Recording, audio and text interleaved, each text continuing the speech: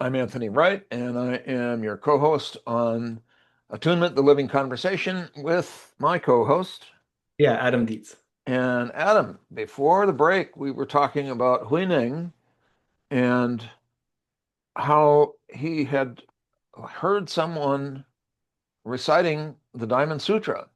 And the abbot in the monastery had a contest. And was it the head monk who came up with this verse that you found? Yeah, Shui was like the top student, Oh, basically. okay. So what was the poem that he wrote? Yeah, he wrote on the wall, our body is the Bodhi tree, and our mind a mirror bright. Carefully we wipe them hour by hour and let no dust alight. Yes. So what So, happened next, man? yeah, so Hui Neng goes to see this poem and he asks someone to kindly write a poem next to it of his own making, of Hui Neng's own making. And So he can't do it himself because he can't read or write.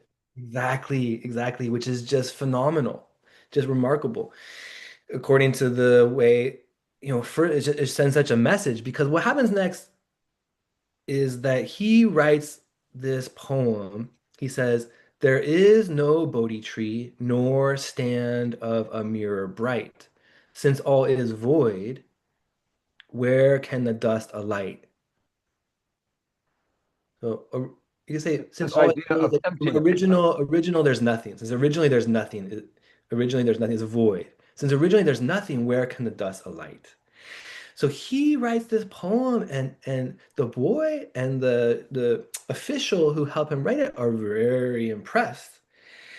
And so this poem gathers quite a stir, a clamor in the monastery. It's so much so that they invite the abbot over, and the abbot sees this poem and he says, "Oh, he knows the person author has enlightenment." Yep. Yep. But the story, I mean, we can continue on with the story. The point is, what happens next, I think, is kind of the climax. The abbot actually takes the poem and rubs it off with his shoe. It says, Hmm. "There's no enlightenment here. Nothing to see here. Nothing to Right. see." And tells Hui Neng to go back and keep shucking the rice.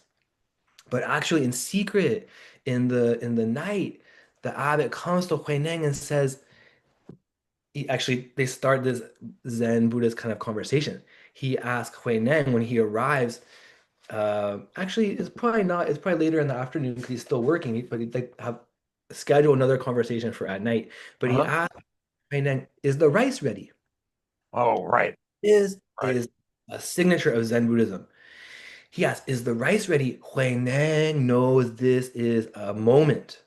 In Cliff Record that we studied with Dr. Wu, another important Buddhist text, we this means like, okay, everyone, we're starting the enlightenment conversation.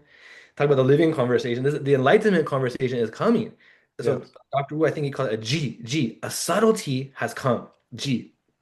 So now Huineng goes, oh, this abbot is testing me. Is the rice ready? And so he knows this is enlightenment language talk. He says, it was ready long ago, just waiting for the sieve. Sieve.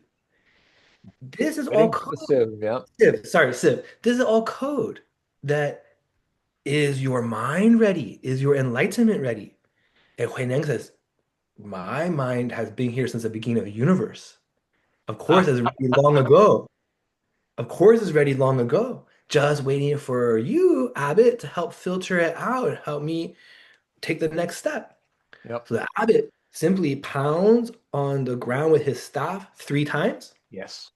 And Huineng says, oh, the Abbot wants to see me at the third watch of the night.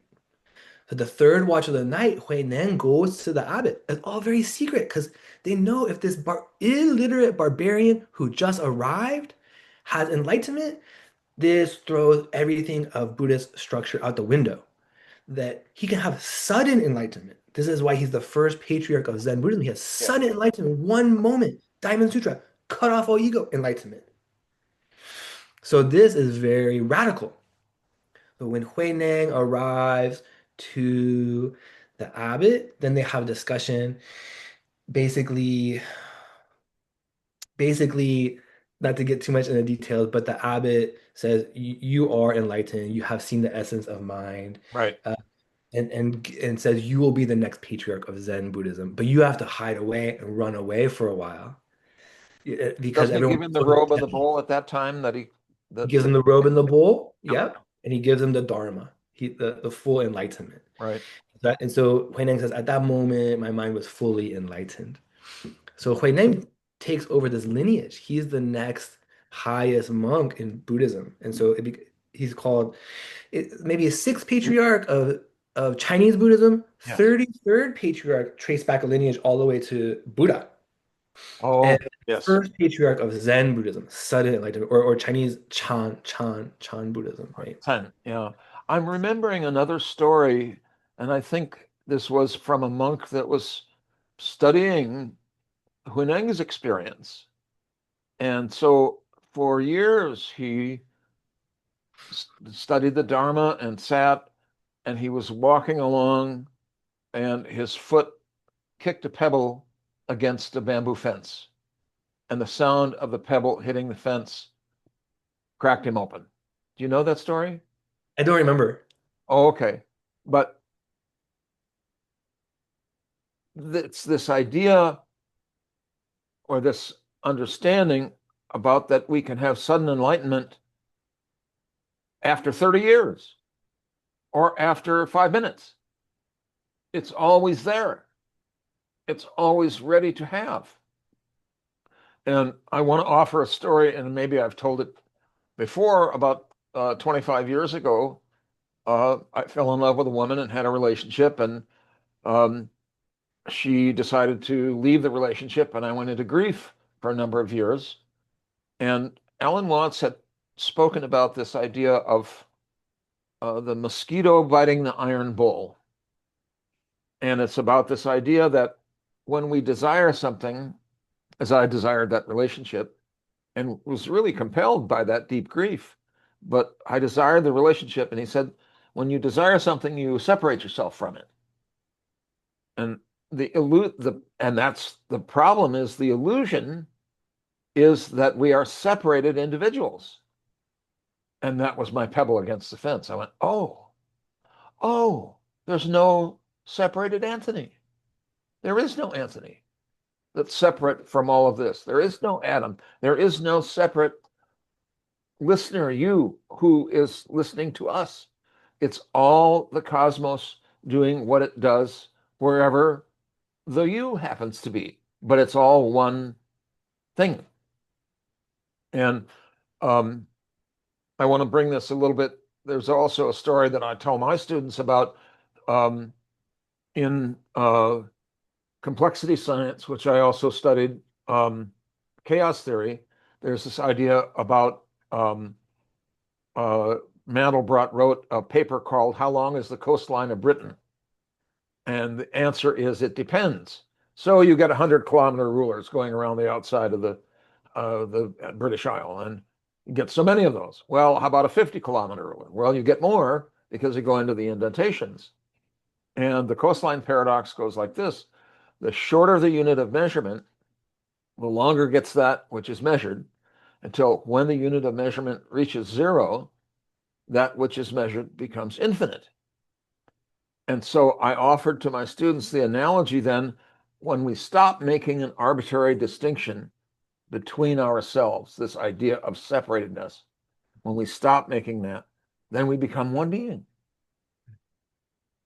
So I don't know if I'm sure you probably heard me tell that story before, but But now, as we talk about it in Hui Neng, I think of something different. I think of, yes. I think of if you say there's no Anthony, then maybe Hui Neng answers you, there's only Anthony. All right. The, the whole universe is in you. The Right. whole universe has come through time and space to make up this unique compilation of you. And that's all you can know. That's all you can ever know. And the whole universe has conspired to put you in that body, in that time and space, and it's all in you. And we offer this to our listeners. Yes, you are the listener. There's no you, and there's only you. Yeah, Right. At the same time. yeah. The same. It was like Zen Yep. paradox. Yep. Yep. Yep. Yep. Yep. So Um, we've said it before, but we're interested in your koan. Yeah, yeah. When did you have a moment of enlightenment, or what on your path has helped you, or what are you struggling with, or what do you want to find a way around? What has inspired you to find your authentic self? What choices have you made in your life that help you go this way instead of that? What maybe regrets? What opportunities that you have in your life? What is your experience in philosophy? What is your experience?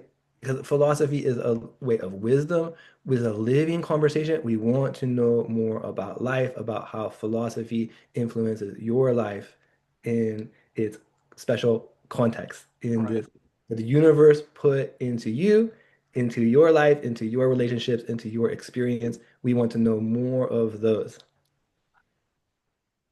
And it's this idea, or it's an interest of, I always looked at this word philosophy, and it's translated as knowledge or wisdom. And I I want to assist in transferring how does knowledge transform into wisdom? Because knowledge you could think about, but wisdom is something else. It's something outside of thinking. And that's part of what I think both Adam and I are interested for you is Mm, how do you find the way out beyond thinking to wisdom? Um, and to come back to the opening part of our show, how do we clean the bowl mm, mm, of all the stagnating stuff of thoughts and objects and that are old and allow that to make space for something that's always been there, but to show up in a way that um, you're no longer you, but you're only you. mm. Again, um, this is part of the joy I get, and I think Adam, you get it also in working with philosophy. Yeah. It's this useless thing that can allow awareness to go beyond being caught. Yeah, yeah. The All right. the the gnarled tree was useless, but because it was useless, it fulfilled its great use. So some people think philosophy is useless. Okay, they can think that they won't cut us down because they think it's useless. But actually, philosophy has a great use that can fulfill our own nature, can fulfill our all true nature. I have, as you were speaking, one way that they say to go past knowledge and into wisdom is also from Chuang-Tzu, forgetting yourself. Oh, that's right. We'll talk about that next time uh, Okay, because that's really a key point. And we'll be back in a couple of weeks. Um, I'm Anthony Wright, and I am your co-host today on Attunement and Living Conversation with my co-host.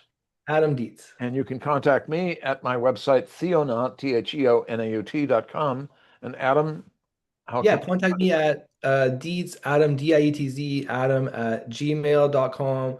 Or you can find me, the main hub for most of my work is on Substack. So you could search for The Way Between on Substack or type in thewaybetween.substack.com. Great. Well, thank you so much for listening and watching us. Um, and we look forward to seeing you next time. Bye now.